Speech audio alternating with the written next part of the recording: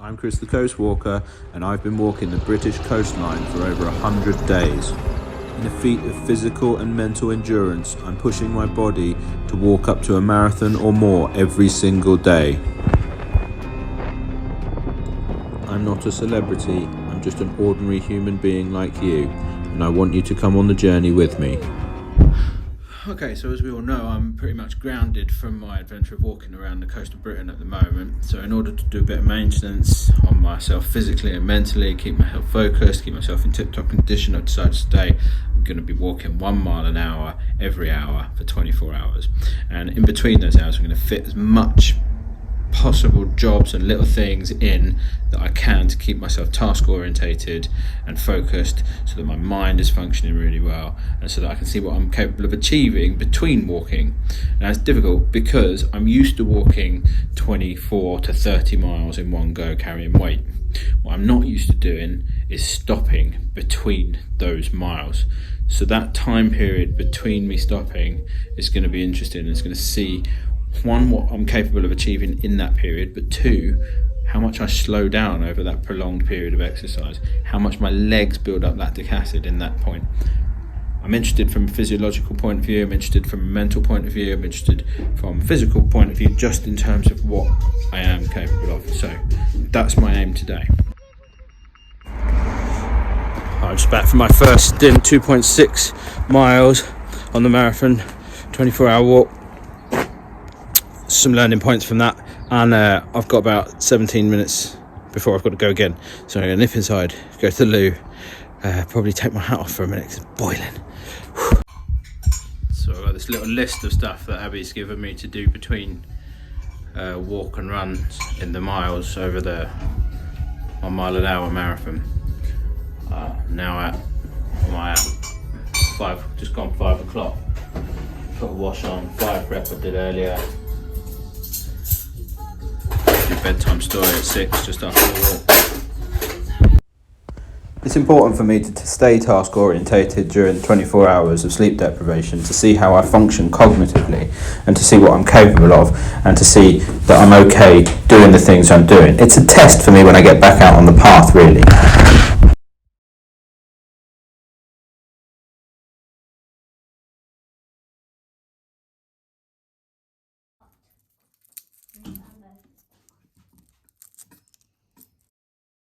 Nutrition is really important. It's something I think about a lot, but I do enjoy my food, and having been away for over 150 days on basic rations and boring, tasteless food, I'm excited about having a curry and some actual meat. I eat meat, but maybe 80% less than I used to. This is a conscious choice I made, partly to do with the environment and partly to do with the way my body performs.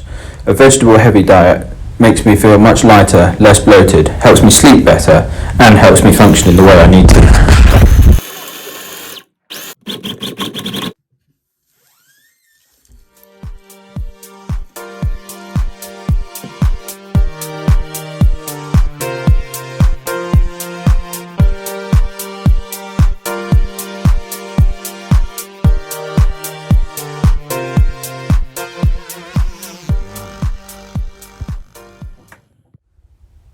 I've started to get a little bit weary now. It's not far into the walk, but I've been alone most of the time and without company. I can only imagine how this is going to feel through the night. Even so, I carry on, shrug it off, and push forward.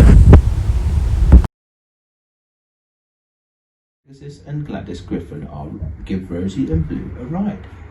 Delilah the dragon tags along, humming a fiery little song. So on my list was to prep a fire for this evening, because it's very clear sky tonight, and that means it's going to be quite cold because there's no cloud coverage to insulate the ground.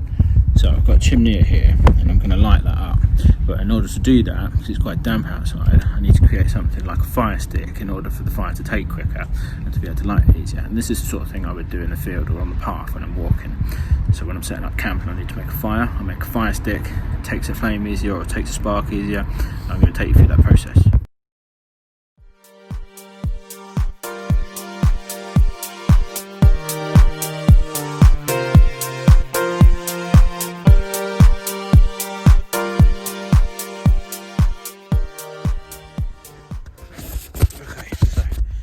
see, I've got just ordinary pieces of wood.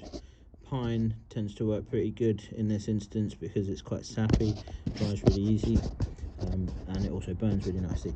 But here, what I've done is create larger surface area for a flame to ignite to, and in some cases I've made really fine feathers. So these feather sticks are going to help me light a fire quicker when I've got very limited tinder. So whether I'm in camp or whether I'm at home making a chimney or a bonfire, whatever, quite often I whittle things down to smaller pieces so that I can make my fire more manageable and easier to light. So things that are thin, I just split down nice and easy. That way I've gone from having to burn something that big and that thick to having to burn something that thin and twig-like.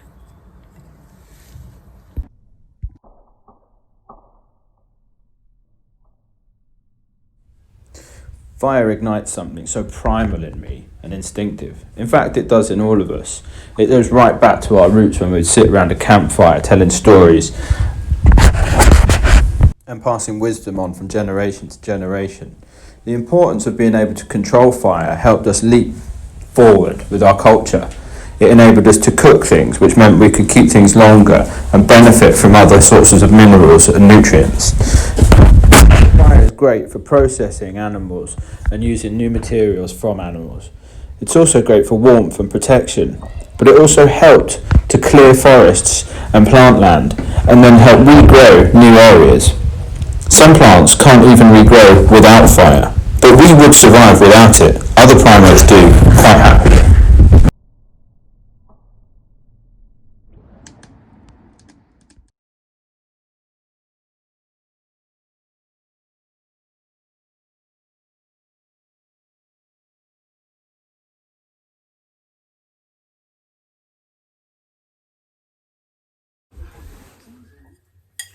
This curry is amazing. It's absolutely delicious. We need to make like 10 times it so we can freeze it and like. It's all about the paste, isn't it? Just getting that right.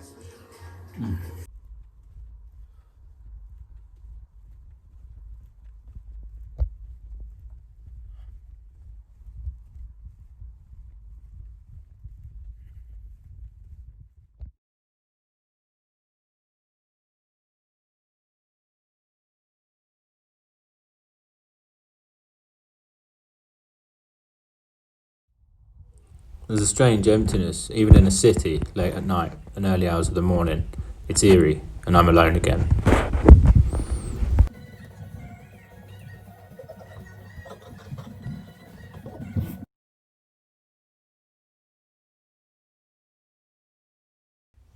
It's a strange and sort of vapid insomnia type feeling where I'm on alpha mode, just wandering through the street in the glow of the street lights and the traffic lights. There's so much light out here in the city, even though it's middle of the night and nobody's around. Everything just seems to be lit up. But it's not a good thing. It doesn't feel natural. In fact, it feels quite oppressive, and I don't really like it.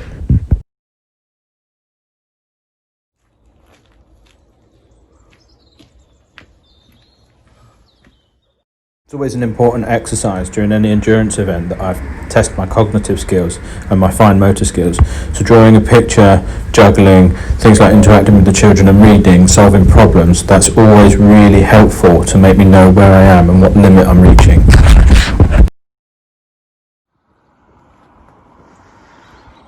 How you feeling? Look, I'm ready for it to be over. How's your head?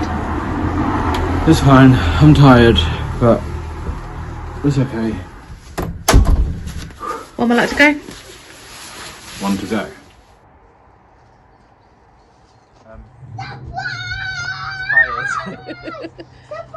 Surprise. You glad you've done it? I never know what to expect when I set out on doing anything endurance based, and that's part of the point.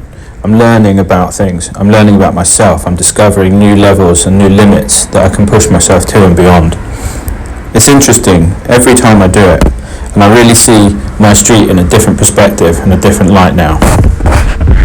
What's even more interesting is I know now that I don't have to go to far-flung destinations like India or Southeast Asia, or even walk around the coast of Britain or row the Atlantic. Adventure is on my doorstep.